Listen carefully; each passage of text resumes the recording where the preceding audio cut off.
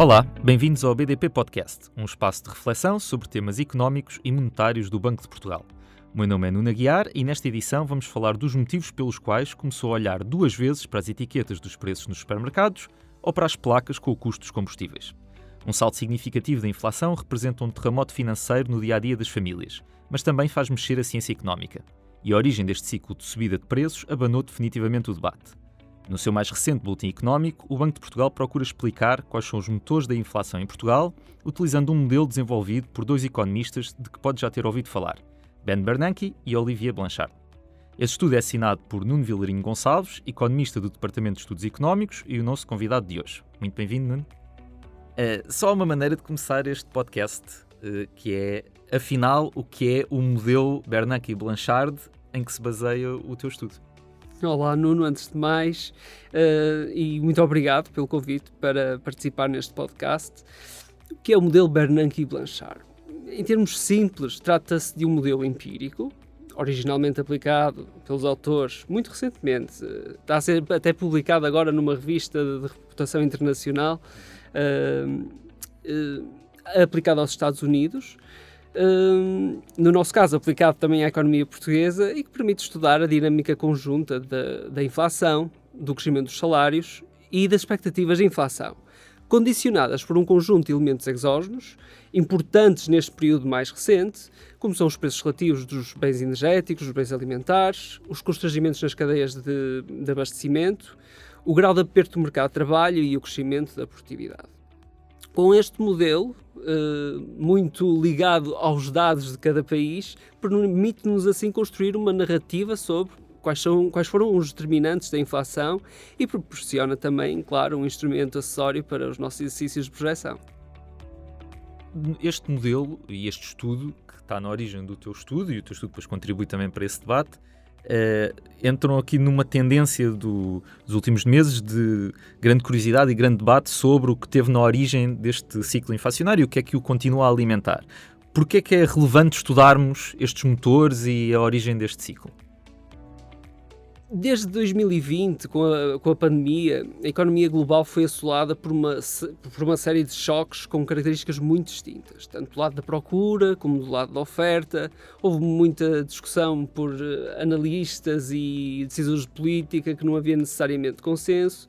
E são exemplos, tivemos política monetária e orçamental expansionistas durante a pandemia, choques no preço das matérias-primas, disrupções nas cadeias de abastecimento, escassez de mão de obra em setores específicos, tudo fatores que originam pressões inflacionistas e cuja natureza permanente ou transitória não é indiferente para a decisão da política monetária e, por complementaridade, para a política orçamental dos países também.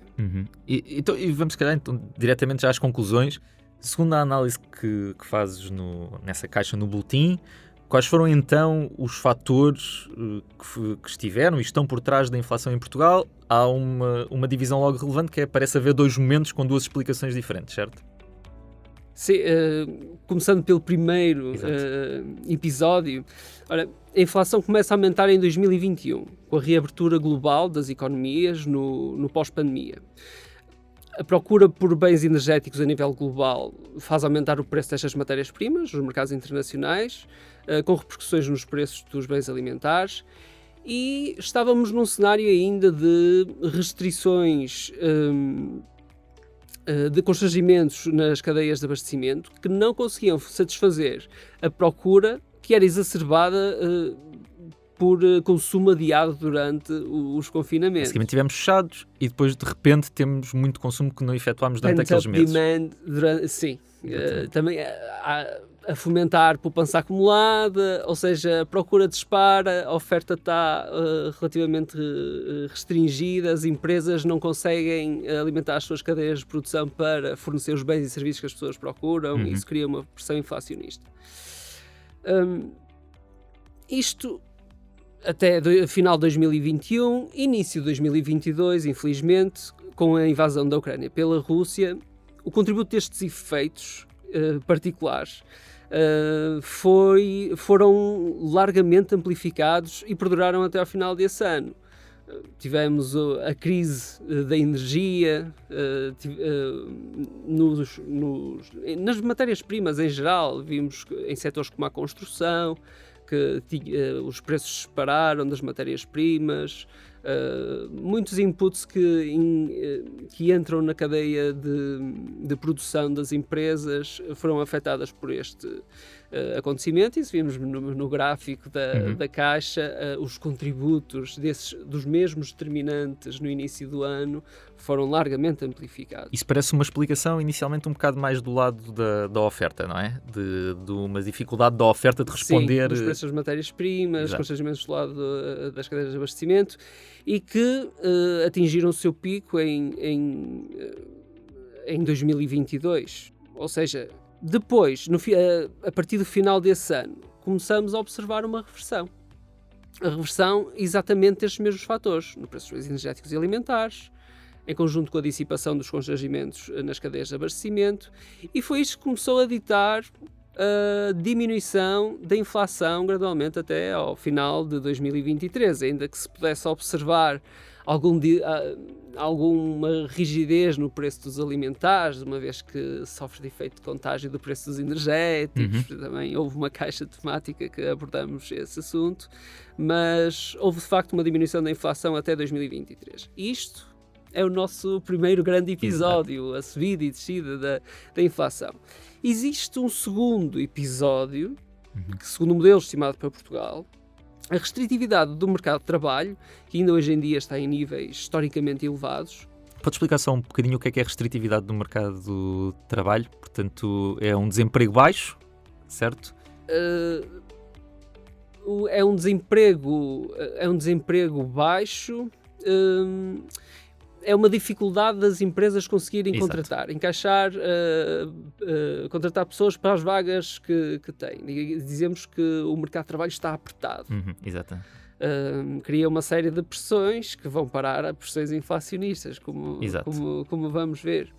E, de facto, transversal, as várias economias, pelo menos desenvolvidas, os mercados de trabalho ainda estão bastante apertados. E à medida que foram desvanecendo estas pressões inflacionistas do lado dos preços, o papel do mercado de trabalho tem assumido, o mercado de trabalho tem assumido um papel mais preponderante nas pressões inflacionistas, parcialmente mitigando o contributo negativo dos preços dos bens energéticos e alimentares. Logo, em 2024, vemos que a inflação não diminui tanto, ou está ali estabilizada, mas perto já dos 2%. E como é que, portanto, isto são os fatores que explicam o nosso ciclo inflacionário. Nós comparamos, estavas a referir o resto das economias avançadas, é mais ou menos isso que observamos noutras economias avançadas ou noutras regiões? Seguimos o mesmo padrão? Sim, em geral podemos dizer que sim. Cada um tem as suas idiosincrasias depois, mas quanto aos principais determinantes e relacionados com o primeiro episódio que falamos, o preço dos bens energéticos e alimentares e constrangimentos nas cadeias de abastecimento, sabemos que a narrativa é semelhante e comparamos com outros países que aplicaram o mesmo modelo à sua economia, em particular o BCE, a área do euro, que é o nosso benchmark natural. Este aumentar e descida da inflação entre 2021 e 2023 estamos completamente em linha. Contudo, esses estudos usaram dados apenas até ao segundo trimestre de 2023. E no Banco de Portugal aplicamos mais um ano de observações, segundo trimestre de 2024, pelo que a pressão da restritividade no mercado de trabalho, na inflação, que já se fazia também sentir nesses estudos, no final da sua amostra, no nosso estudo fica muito mais claro com este ano extra de observações. Ok. E não te pedindo para olhares para uma bola de cristal, se tivéssemos que analisar esses diferentes fatores e tentar projetar para o futuro próximo, pelo menos, essa combinação de motores da inflação deve ficar semelhante nos próximos trimestres? É isso que esperamos ou que haja alguma recomposição? Quanto aos principais determinantes, preços de energéticos, alimentares, constrangimentos na cadeia de abastecimento, sabemos que podemos falar de riscos. É muito difícil prever as dinâmicas destes fatores. Existem riscos ascendentes, vemos infelizmente nas notícias todos os dias, para a inflação, que são dadas por tensões geopolíticas, no Médio Oriente, entre os Estados Unidos e a China, mas contudo, o contributo destes fatores tem-se mantido perto de nulo ou mesmo negativo. Quanto à restritividade do mercado de trabalho, como já tinha referido, continua em níveis historicamente elevados. É uma variável que neste modelo tem efeitos muito persistentes e que atua com um desfazamento considerável. Ou seja, primeiro atua na transmissão aos salários, na negociação salarial entre os trabalhadores e empresas, e posteriormente na transmissão do crescimento dos salários à inflação. As empresas fazem repercutir o aumento dos seus custos nos preços dos seus bens e serviços. Daí que vemos um grande delay, que este contributo já vinha de trás, só que era mais pequenino face ao contributo dos outros determinantes. Portanto, é quase os trabalhadores reagem ao aumento de preços, já aquela fase inicial do ciclo, ao aumento de preços, exigindo normalmente aumentos salariais, e depois as empresas, ainda com um delay maior, podem fazer refletir nos preços esse aumento. Assim é expectável que no curto prazo, pelo menos, continue o mercado de trabalho a ter um contributo positivo para a inflação. Mas, contudo, já nos encontramos próximo dos 2%. Exato. Mas o facto que referiste é muito curioso, porque nos dados para Portugal e outros países da área do euro, este efeito de transmissão dos salários à inflação foi bastante contido, o que ajudou à fase de descida de inflação nos últimos anos. Não houve aquele ciclo que se autoalimenta sem fim, o modelo detecta claramente que não há a espiral salários-preços. E ao longo deste ciclo inflacionário houve bastante debate, falando precisamente de salários, sobre qual é o contributo dos salários ou qual é o contributo das margens de lucro das empresas. Inicialmente o discurso dos economistas concentrou-se muito nos salários, depois começou-se a dar um pouco mais atenção também ao que estava a acontecer nas empresas. Esta divisão e este debate não faz parte do estudo, ou pelo menos ele não é explícito, já me dirás melhor. Ela faz sequer sentido, esta divisão e esta oposição entre os dois? Sim, faz todo sentido. Alguns estudos apontam para que as margens de lucro terem tido um papel inicial preponderante na inflação, no que denominam por greedflation. Trata-se de mais um a juntar à panóplia de fatores que discutimos no início e que leva a uma multiplicidade de ideias sobre o que causou este ciclo de inflação. O modelo de Bernanke e Blanchard acaba por captar muito indiretamente o efeito. E em modelização económica, uma regra base é não explicar dinâmicas que não constam no modelo. Por isso, utilizamos este instrumento para analisar o que ele nos permite e as margens de lucro não constam neste, Exato. pelo menos. E em resposta à subida de preços, nós sabemos que também não sai das notícias, por motivos óbvios, que o BCE aumentou muito os juros, até recentemente ter iniciado o ciclo de descida.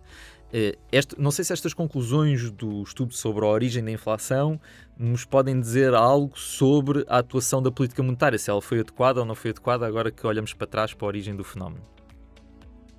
Um fator indiscutível nas conclusões entre os vários países é que parte do sucesso na reversão da inflação deveu-se às expectativas se manterem ancoradas.